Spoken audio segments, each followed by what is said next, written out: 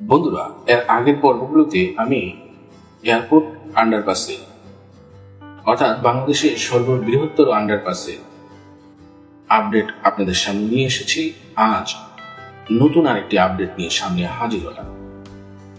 আমাদের চ্যানেলে আপনাকে স্বাগত। আজ আমরা ঢাকার হযরত শাহজালাল আন্তর্জাতিক বিমানবন্দর পথচারী আন্ডারপাস সম্পর্কে আলোচনা করব। আমরা এই প্রকল্পের সাথে সাম্প্রতিক উন্নয়নমূলক কাজগুলো নিয়ে কথা বলব। আপনার যদি আগ্রহ থাকে দয়া করে পুরো ভিডিওটি দেখুন।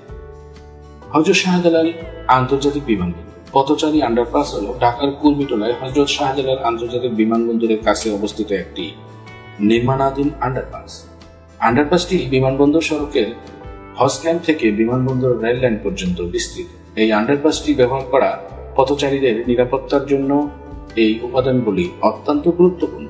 যান্ত্রিক এবং বৈদ্যুতিক উপাদানগুলি সর্বোচ্চ মান অনুযায়ী ইনস্টল করা হচ্ছে যাতে যাত্রীরা আন্ডারপাস ব্যবহার করার সময় নিরাপদ বোধ করেন। আন্ডারপাসটি রাস্তা পার হওয়ার জন্য একটি নিরাপদ এবং সুবিধাজনক উপায় প্রদান করবে এবং এটি এলাকার যানজট কমাবে। এটি তৎসংলগ্ন এলাকার সংযোগ বৃদ্ধিতে সাহায্য করবে এবং ঢাকা শহরের সামগ্রিক পরিবহন ব্যবস্থার উন্নতি করবে। প্রকল্পটি 2018 সালে অনুমোদিত হয় এবং 2020 সালের জানুয়ারিতে নির্মাণ কাজ শুরু হয়। এই প্রকল্পের আনুমানিক ব্যয় 109 কোটি বাংলাদেশি টাকা। আন্ডারপাসের বাইরের দেয়াল প্লাস্টার বা রং করা হবে, অন্যদিকে ভেতরের দেয়াল টাইলস দিয়ে সাজানো হবে। মেঝে চূড়ান্ত ছোঁয়ার জন্য প্রস্তুত করা হবে এবং সিঁড়ি তৈরি করা হবে। যারা বয়োবৃদ্ধ তাদের জন্য এখানে চলন্ত সিঁড়ির ব্যবস্থা থাকবে।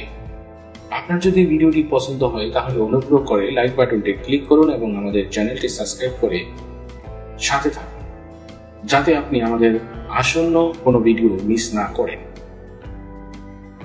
এতক্ষণ ভিডিওটি দেখার জন্য আপনাকে ধন্যবাদ এবং আমাদের পরবর্তী ভিডিওতে খুব শীঘ্রই আপনার সাথে দেখা হবে।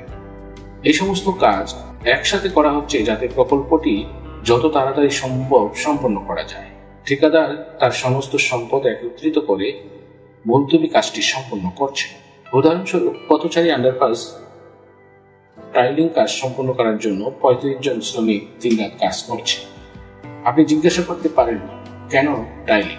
আচ্ছা, বিষয় হলো পথচারী আন্ডারপাসটি জলের জল নিষ্কাশন হিসেবে কাজ করবে।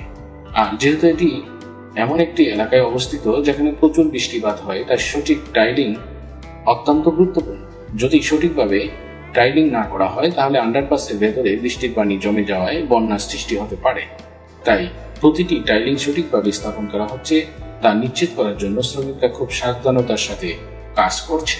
প্রাথমিকভাবে এই প্রকল্পটি সম্পন্ন করার সময়সীমা ছিল 2021 সালের জুন পর্যন্ত, কিন্তু কোভিড-19 মহামারীর কারণে কিছু বিলম্ব হয়েছে এবং নতুন সময়সীমা 2021 সালের ডিসেম্বর পর্যন্ত দিলেও তা শেষ করা যায়নি। তবে কাজ বিলম্বিত হলেও কর্তৃপক্ষ নির্মাণ কাজ দ্রুত করার চেষ্টা করছে যাতে যত তাড়াতাড়ি সম্ভব খুলে দেওয়া যায় এবং এটি পথচারীদের বিমানবন্দর রেল লাইনের নিচ দিয়ে এবং সংলগ্ন সড়ক পথ দিয়ে অন্যদিকে যাওয়ার সুযোগ করে দেবে।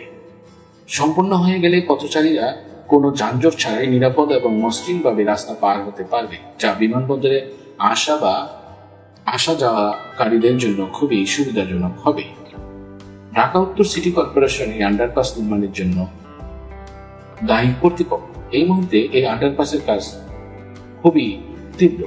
আরেকটি কাজ যা বর্তমানে চলছে তা হলো বায়ু চলাচল ব্যবস্থা, অগ্নি নিবারক ব্যবস্থা এবং জরুরি আলো এবং অন্যান্য যন্ত্রাংশ স্থাপনের কাজ। এছাড়াও কর্তৃপক্ষ আন্ডারপাসের বাইরে এবং আভ্যন্তরীণ কাজ করছে।